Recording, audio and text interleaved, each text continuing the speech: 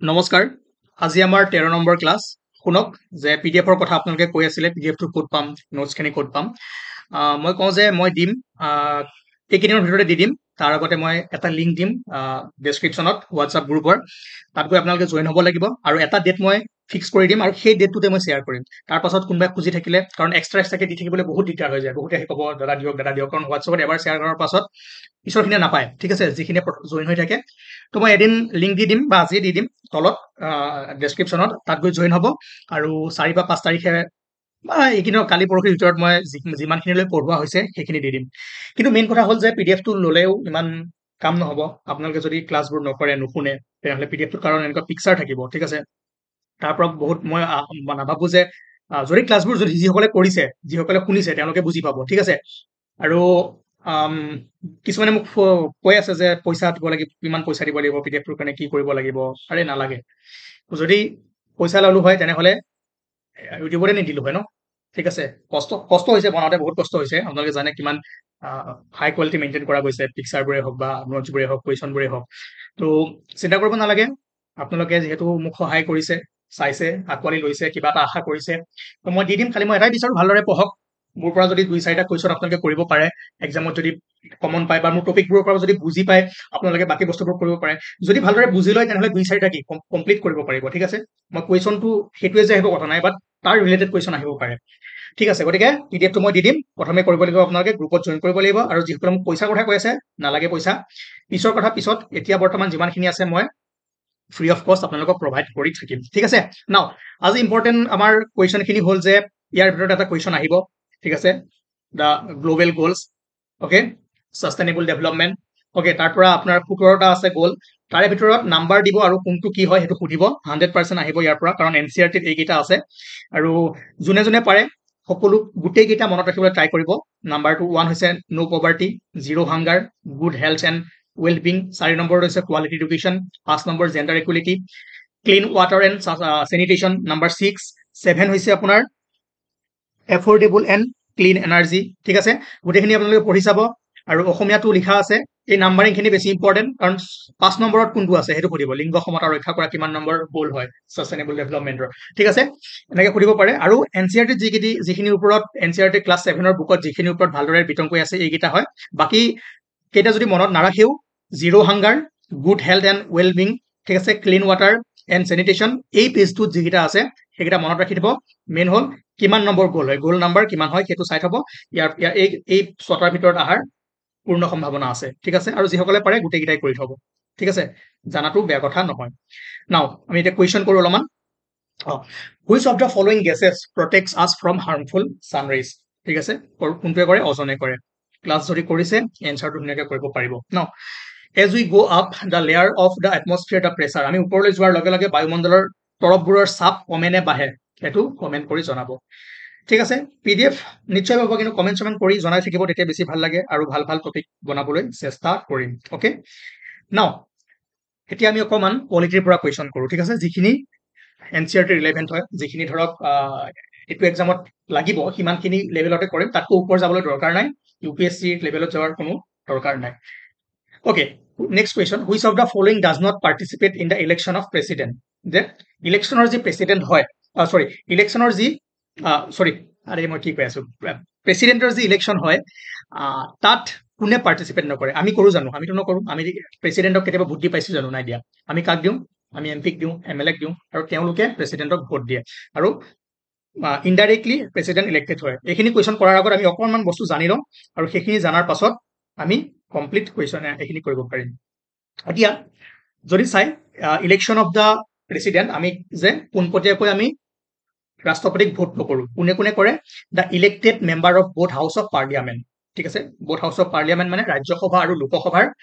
elected member এইটো মনত ৰাখিব কাৰণ অলপ পিছত পঢ়িম আমি পাৰ্লিয়ামেণ্ট যেতিয়া পঢ়িম তেতিয়া গম পাব তেতিয়া ক্লিয়াৰ হৈ যাব আপোনাৰ ইলেক্টেড মেম্বাৰ নমিনেটেড মেম্বাৰ কেইজনে নকৰে তাৰপিছত the elected member of the legislative assemblies of the state আমাৰ ষ্টেটৰ যিখিনি MLA আছে লেজিছলেটিভ এছেম্বলিৰ যিখিনি আমাৰ MLA আছে তেওঁলোকে কৰে ঠিক আছে now elected member of legislative assemblies of union territories of the Delhi and Puducherry ঠিক আছে যিকেইটা লিখা আছে সেইকেইটাই কৰে তাৰ বাহিৰে কোনো নকৰে এই তিনিটা লাইনৰ বাহিৰে যদি বেলেগ আপোনাক অপশ্যনত দি দিয়ে ডাইৰেক্ট কেনচেল কৰি দিব বেছি ভাবিবলৈ দৰকাৰ নাই ঠিক আছে অসমীয়াটো লিখা আছে সংসদৰ দুইটা সদনৰ নিৰ্বাচিত সদস্য এইটো মনত ৰাখিব যদি দি দিয়ে সংসদৰ দুইটা সদনৰ সকলো সদস্য ডাইৰেক্ট যদি মাৰি দিয়ে ভুল হৈ যাব ঠিক আছে এতিয়া আমাৰ কুৱেশ্যনটো আছিলে কি আমাৰ কুৱেশ্যনটো আছিলে যে which of the following does not participate in the election of the president এইটো হ'ব আপোনাৰ nominated members of ৰাজ্য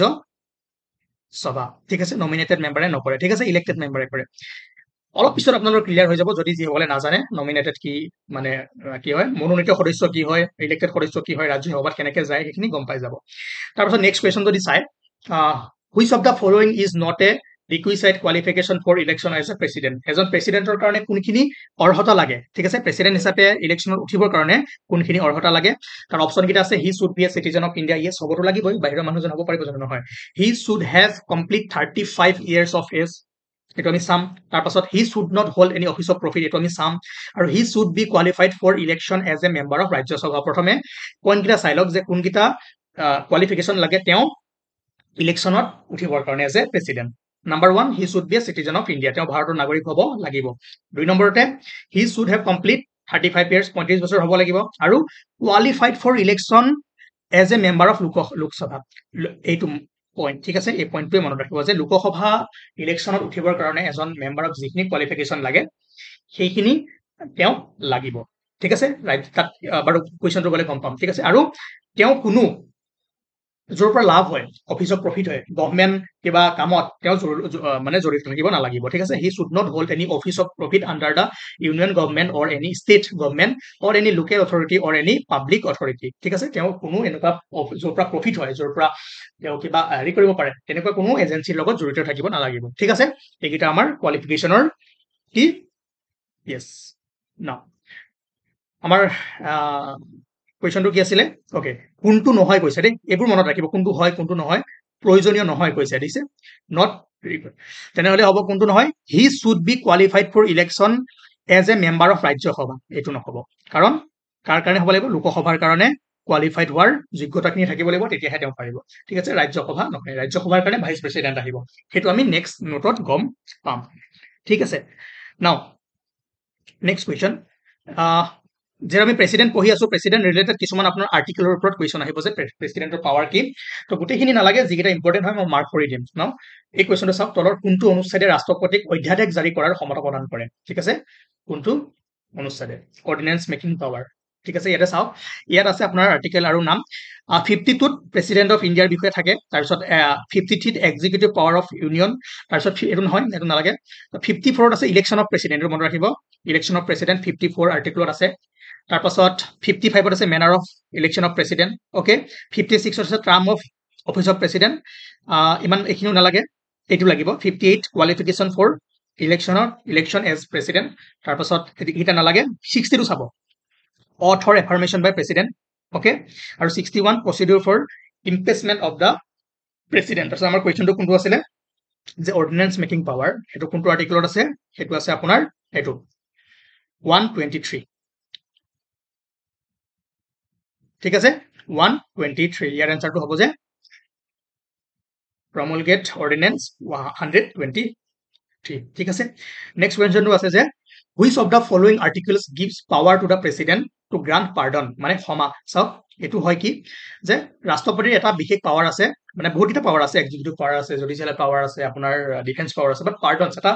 ক্ষমা কৰিব পাৰে কিছুমান মানুহৰ যদি বেছি ডাঙৰ কি হৈ যায় ধৰক ফাঁচি হৈ গ'ল কোনোবা এজন মানুহে অপৰাধ কৰিলে গতিকে তেওঁ গৈ ৰাষ্ট্ৰপতিৰ ওচৰত কি কৰিব পাৰে ক্ষমা প্ৰাৰ্থনা মাগিব পাৰে আৰু ৰাষ্ট্ৰপতিয়ে যদি চাই চিটি দেখে যে মানুহজনক ক্ষমা কৰিব পৰা যায় তেনেহ'লে ফাঁচিৰ পৰাও বচাই দিব পাৰে ঠিক আছে এনেকুৱা ক্ষমতা ৰাষ্ট্ৰপতিৰ আছে আৰু এইটো কোনটো আৰ্টিকেলত দিয়া আছে ইয়াতে চাওক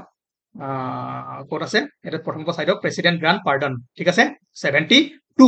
ক্ষমা প্ৰদানৰ ক্ষমতা কিমান আৰ্টিকেলত আছে 72 বাস এইটো বেছি ইম্পৰ্টেণ্ট এইটো মনত ৰাখিব এইটো ৰাখিব আৰু এইটো ৰাখিব বাকি মাজতে কিবা বেলেগ বেলেগ সোমাই আছে এইটো ৰাখিব পাৰে এটৰ্নৰী জেনেৰেল অফ ইণ্ডিয়া এইটো বেলেগ বস্তু হয় এইটো আমি পিছত গম পাম ঠিক আছে প্ৰেচিডেণ্টৰ ৰিলেটেড 72 123 তাৰপাছত 143 power of president to consult supreme court ঠিক আছে এটা মনত ৰাখিব নাও যেনেকৈ প্ৰেচিডেণ্টৰ আছে ভাইচ প্ৰেচিডেণ্টৰ কোৱালিফিকেশ্যন আছে তেওঁৰ ইলেকশ্যনত কোনে কোনে ভোট দিব পাৰে it consist of both elected and nominated member এইটো মনত ৰাখিব যে both elected and nominated member of the parliament in case of the president only elected member যে প্ৰেচিডেণ্টৰ ক্ষেত্ৰত কেৱল কোনে পাৰিছিল নিৰ্বাচিত সদস্যসকলে পাৰিছিলে আৰু ভাইচ প্ৰেচিডেণ্টৰ ক্ষেত্ৰত নিৰ্বাচিত আৰু ইলেক্টেড গোটেইখিনিয়ে পাৰে তাৰ বাহিৰে কোনো নপৰে ঠিক আছে আৰু যেনেকে ধৰক ইয়াতে বিধানসভাৰ বা আমাৰ ধৰক যিখিনি MLA আছে প্ৰত্যেক ষ্টেটৰ তেওঁলোকে কৰিছিলে ইয়াত নকৰে ওকে এটাই ক্লিয়াৰ হওক যে প্ৰেচিডেণ্টক আমি ডাইৰেক্টলি ভোট নকৰোঁ আমি কাক জিকাও পঠাওঁ MP সকলক আমাৰ বিধায়কসকলক জিকাওঁ তাৰপিছত বিধায়কসকলে MP সকলে ভোট দিয়ে তেওঁলোকৰ ভোটৰ এটা ভেলু আছে সেইখিনি ইমান দৰকাৰ নাই কিন্তু এটাই মনত ৰাখক যিখন ষ্টেটৰ জনসংখ্যা বেছি মানে পপুলেশ্যন বেছি সেইখন ষ্টেটৰ বিধায়কৰ MLA ৰ ভোটিং পাৱাৰটো বেছি হ'ব আৰু MP যিমান আছে চবৰে ভোটিং পাৱাৰ সমান মেম্বাৰ অফ পাৰ্লিয়ামেণ্ট যিমান আছে সিহঁতৰ ভোটিং পাৱাৰ সমান কিন্তু MLA ৰ যিখন ষ্টেটত বেছি পপুলেশ্যন আছে সেই হিচাপত আপোনাৰ ভোটৰ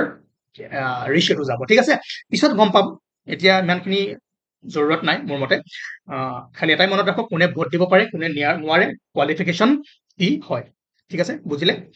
আৰু পাৰ্লিয়ামেণ্ট কি লাহে লাহে আমি গম পাম তাতে যদি এতিয়াও কনফিউজ লাগি আছে পিছৰ কুৱেশ্যনখিনি কৰিলে গম পাব ঠিক আছে ইলেকশ্যনটো গম পালে যে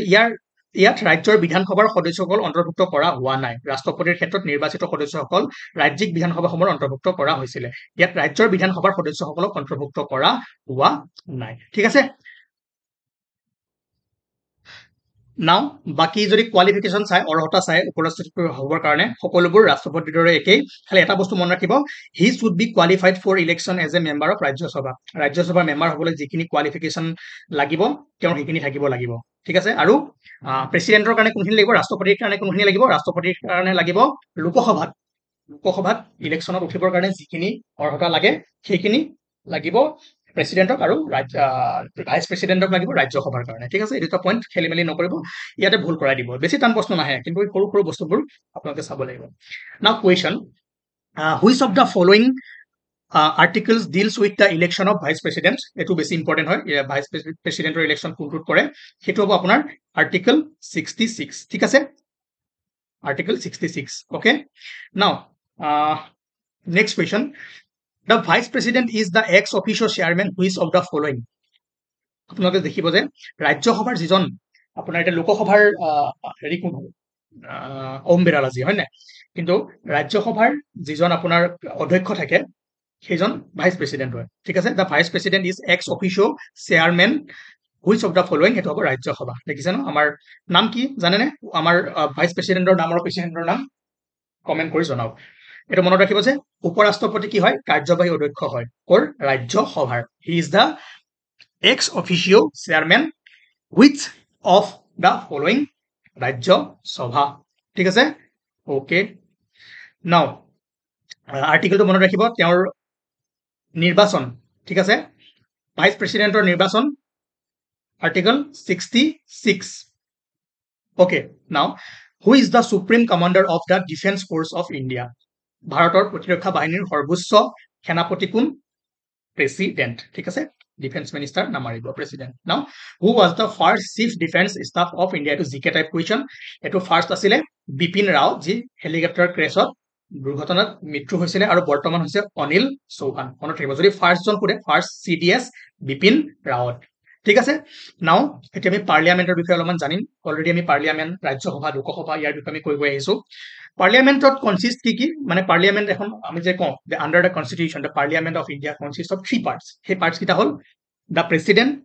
দ্য কাউন্সিল অফ ষ্টেট মানে ৰাজ্যসভা কাউন্সিল অফ ষ্টেট মানে Rajya Sabha upper house then the house of the people এইটো হ'ব লোকসভা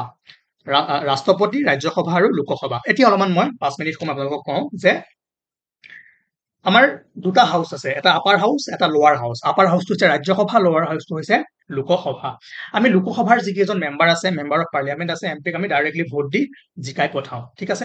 তেওঁলোকক আমি ডাইৰেক্টলি ভোট কৰোঁ অ'কে আৰু ৰাজ্যসভাৰ যিখিনি মেম্বাৰ MP যায় তেওঁলোকক আমি ডাইৰেক্টলি ভোট নকৰোঁ তেওঁলোকক আমি ইনডাইৰেক্টলি ভোট কৰোঁ আমি কাক ভোট কৰোঁ ৰাজ্যৰ আমি MLA সমূহক ভোট কৰোঁ আৰু MLA সমূহে ভোট কৰি ৰাজ্যসভাৰ পৰা যে এখন ৰাজ্যৰ পৰা ৰাজ্যসভালৈ মেম্বাৰ পঠিয়ায় ঠিক আছে ষ্টেট গভৰ্ণমেণ্ট চেন্ট্ৰেল গভৰ্ণমেণ্ট সেইখিনিতো ক্লিয়াৰ আছে চাগে আপোনালোকৰ হয় নাই অ'কে নাও এতিয়া মূল কথাটো হ'ল যে যেতিয়া আমি ভোট দিওঁ তেওঁলোকক MP সকলক ভোট দি কৈ পঠিয়াওঁ পাৰ্লিয়ামেণ্টলৈ পঠাই দিওঁ আৰু তাত গৈ MP সকলে কি কৰে যিটো দলে ঠিক আছে যিটো দলে 50%তকৈ এখন আসন বেছি পাব সেই দলটোৱে চৰকাৰ গঠন কৰিব পাৰে কিমান requirement 50% of total seat plus 1 ঠিক আছে ধৰক যদি 100খন সিট আছে তেনেহলে কিমান পাব লাগিব 51 খন তাৰ পাছত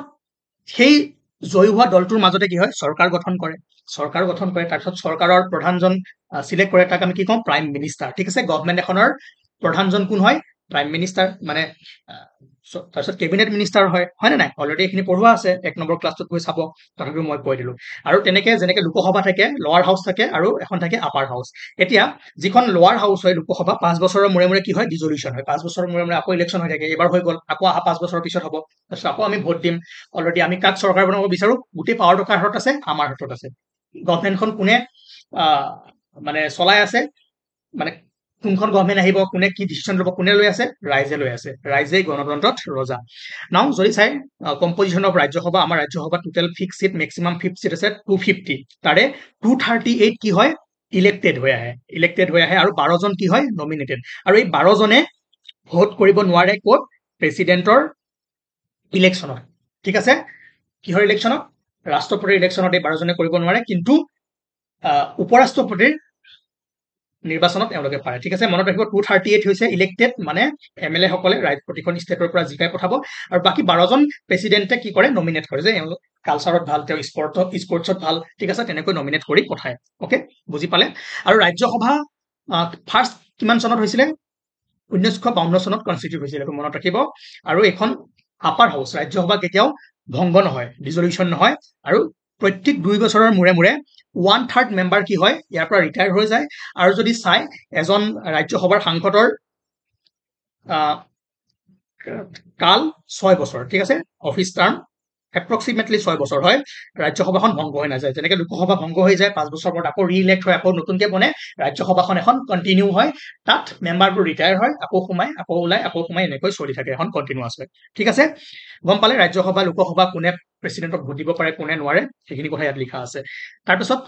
parliament enables Indian citizen to participate in ইয়াত আছে যে সংসদে ভাৰতীয় নাগৰিকক অংশগ্ৰহণ কৰিবলৈ সক্ষম কৰে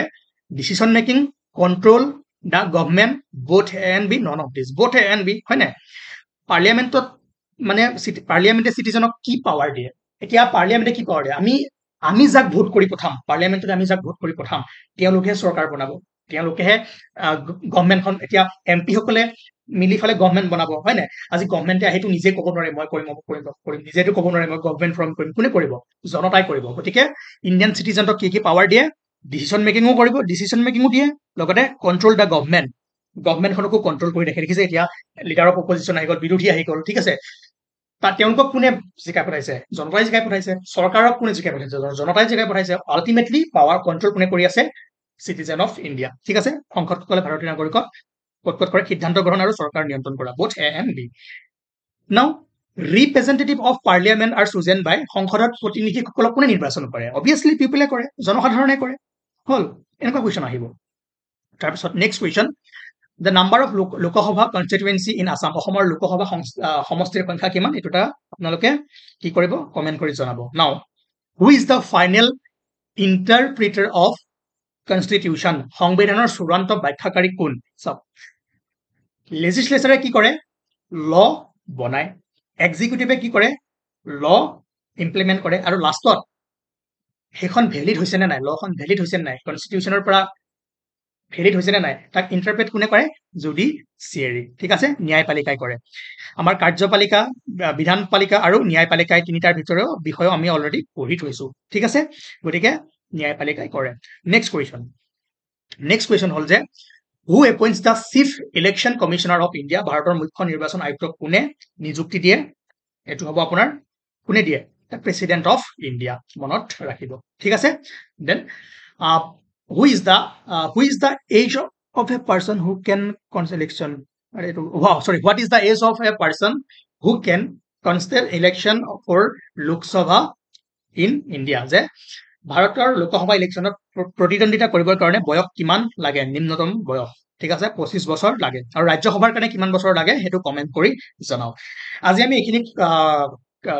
কভাৰ কৰিলো কম বস্তু আছিল বাট এই কনসেপ্টখিনি বুজাৰ জৰুৰী আছিল কালি আমি ফান্ডামেন্টাল ৰাইটস ফান্ডামেন্টাল ডিউটি হয়নে মৌলিক অধিকাৰ মৌলিক কৰ্তব্য তাৰ পাছত আৰু যিখিনি লাগে সেইখিনি আমি কৰি শেষ কৰিম ৰ'ব হোৱা নাই শেষ হোৱা নাই আৰু অলপ আছে ইয়াৰ পৰা দুই এটা কুৱেশ্যন আহিব আপোনাৰ শেডিউলৰ ওপৰত ঠিক আছে আমাৰ যিখিনি শেডিউল আছে কোনটো শেডিউলত কি কি সোমাই আছে এই কুৱেশ্যনটো চাওক এই কুৱেশ্যনটো চাওক এইটো আহিম ভাৰতীয় সংবিধানৰ তলৰ কোনখন অনুসূচিত পক্ষপাতিত্ব বিৰোধী সম্পৰ্কীয় বিধান আছে which of the following schedules of the constitution of India contains provision regarding anti defection ঠিক আছে এতিয়া চাওক ইয়াতে লিখা আছে এই গোটেই কেইটা চকু মুদি মনত ৰাখি থক আজি ঠিক আছে schedule 1ত আছে state and union territories name and their boundary ঠিক আছে schedule 2ত আছে special power and salary details of president মানে president vice president ঠিক আছে deputy speaker এওঁলোকৰ salary power কি হ'ব তাৰ বিষয়ে schedule অনুসূচী 2ত আছে তাৰপিছত অনুসূচী 3ত আছে oath and promises of all authority except president and vice presidentৰ বাহিৰে সকলোৰে যিবোৰ শপত গ্ৰহণ তাৰ বিষয়ে আপোনাৰ অনুসূচী 3ত আছে বা শিডিউল 3ত আছে এতিয়া এনেকৈ কোৱেশ্যন আহিব পাৰে যে শিডিউল 3ত কাৰ কোনজন তলৰ কোনজন ব্যক্তিৰ কি নাই oath affirmation নাই কেনেকৈ আহিব পাৰে ঠিক আছে এনেকৈ পঢ়িব লাগিব আৰু শিডিউল 4ত আছে Rajya Sabha MP count of state and union territories ঠিক আছে তাৰপিছত কেনেকৈ মানে এখন ষ্টেটৰ পৰা ৰাজ্যসভালৈ এমপি কিমানজনকে পঠাব সেইটো এটা হিচাপ হয় ন সেই বস্তুটো শিডিউল 4ত আছে এতিয়া অসমৰ পৰা কেইজন পঠায় বিহাৰৰ পৰা কেইজন পঠায় সেইটো এটা হিচাপত এটা পপুলেশ্যন লগতে এমএলএ তাৰ ওপৰত ডিপেণ্ড কৰি পঠাব শিডিউল 5ত আছে আপোনাৰ যিবোৰ schedule area and schedule tribes তাৰ বিষয়ে আছে ঠিক আছে তাৰপিছত এইটো মনত ৰাখিব শিডিউল 6টো যিটো আমাৰ অসমত হয়নে state of Assam Meghalaya Tripura and Mizoram tribal areas administration and control ল ডিটেইলছ এইটো আহিব যে অসম মেঘালয় ত্ৰিপুৰা এই চাৰিখন ষ্টেটৰ যিটো ট্ৰাইবেল এডমিনিষ্ট্ৰেশ্যন আছে সেইটো কোনটো শিডিউলত সোমোৱা আছে শিডিউল 6ত অনুসূচী 6 হয় নাই 6 নং অনুসূচীত আমাৰ আৰু লগতে আহিব যে কোনকেইখন ষ্টেট আছে আসাম মেঘালয়া ত্ৰিপুৰা এণ্ড মিজোৰাম ওকে আৰু 7ত আছে আপোনাৰ চৰকাৰবোৰৰ মাজত ষ্টেট গভৰ্ণমেণ্ট এতিয়া চাওক আমাৰ অসমত ষ্টেট গভৰ্ণমেণ্ট আছে চেণ্ট্ৰেলত চেণ্ট্ৰেল গভৰ্ণমেণ্ট আছে ষ্টেট আৰু চেণ্টাৰৰ মাজত কেনেকৈ পাৱাৰবোৰ ডিষ্ট্ৰিবিউশ্যন হ'ব কোনে কি কাম কৰিব ঠিক আছে সেইবোৰ তাৰ ডিভাজন ক'ত আছে 7 নম্বৰ অনুসূচীত আছে ঠিক আছে তাত ইউনিয়ন লিষ্ট কনকাৰেণ্ট লিষ্ট ঠিক আছে এই লিষ্ট আছে লিষ্টখিনি আমি যেতিয়া পঢ়িম সেইখিনি আমি গম পাম কিন্তু এতিয়া এইটোৱে গম পাম যে 7 নম্বৰত আছে এই ষ্টেটবোৰৰ মাজত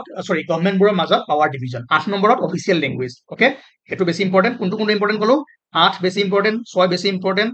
তাৰপাছত আপোনাৰ 7 নম্বৰো বেছি ইম্পৰ্টেণ্ট কিন্তু গোটেইকেইটা ইম্পৰ্টেণ্ট ইয়াত মই হেৰি কৰিব নাযাওঁ গোটেই 12টাই মনত ৰাখিব বেছি সময় নালাগে 8 নম্বৰ অফিচিয়েল লেংগুৱেজ ঠিক আছে ভাষা ঠিক আছে চৰকাৰী ভাষা ক'ত আছে 8 নম্বৰ 9 নম্বৰত validation of certain acts and regulation ইয়াৰ বিষয়ে আমি আলোচনা কৰিম এইখিনি সময় লাগিব শিডিউল নোট কেনেকৈ আপোনাৰ হেৰিবোৰ সোমাব পাৰি ঠিক আছে তাৰপিছত 10ত আছে আপোনাৰ details about party changes and disqualification of MP and MLA already আমি এইটো কৰিলোঁ ন ক'ত আছে এইটো 10th শেডিউলেশ্যন ঠিক আছে এণ্টি ডিফেকশ্যন ল 10th শেডিউল 10 নম্বৰ অনুসূচীত 11 নম্বৰত আছে responsibility and power of Panchayat Raj আৰু 12ত আছে মিউনিচিপালিটিজ ঠিক আছে 11ত কাৰ আছে পঞ্চায়তসকলৰ যি কি পাৱাৰ আছে কি কাম আছে গ্ৰাম পঞ্চায়তসকলৰ সেইটো ডিফাইন কৰা আছে আৰু 12 নম্বৰত আছে responsibility of power of municipality নগৰপালিকাৰ ঠিক আছে আৰু 10 নম্বৰত anti defection disqualification of MP and MLA okay আৰু এই বস্তুটো চাব যে 9th schedule was introduced in the constitution during the prime ministership of Jawaharlal Nehru ঠিক আছে এইটো মনত ৰাখিব জৱাহৰলাল নেহেৰু দিনত হয়নে নহয় কমেন্ট কৰি জনাব তাৰ পাছত ইয়াতে আপোনাৰ which one of the following pairs is not correctly matched ইয়াৰ পৰাই দিয়া আছে কোনটো তৃতীয় সূচী শপত বা দৃঢ়তাৰ প্ৰকাৰ দশম সূচী পলায়ন ভিত্তিক অযোগ্য ঘোষণাৰ বিধান 8 সূচী ভাষাই তুমি জানো নৱম অনুসূচী ৰাজ্য পৰিষদত আসন আবণ্টন হয় না allocation of seats in the council of state not এইটো আছিল জানো নহয় নট কি আছিলে নট আছিলে যে validation of certain acts and regulation কিছুমান গভৰ্ণমেণ্টে যে আপোনাৰ কেতিয়াবা এমেণ্ডমেণ্ট কৰে কিবা নতুন ল আনে সেই 9th শেডিউলত পেলাই দিয়ে ভেলিডেশ্যন কৰিব পাৰে ঠিক আছে এইটো নহয় মুঠতে 9th শেডিউলটোত সেইটো নহয় বাকীখিনি মনত ৰাখিলে আপোনালোকে এইখিনি কৰিব পাৰিব আজিৰ ভিডিঅ'টো ইমানেই আছিলে কালিৰ পৰা আমি আৰু অলপমান বেছিকৈ যাম আৰু এমচিকিউ কৰিবলৈ ট্ৰাই কৰিম ধন্যবাদ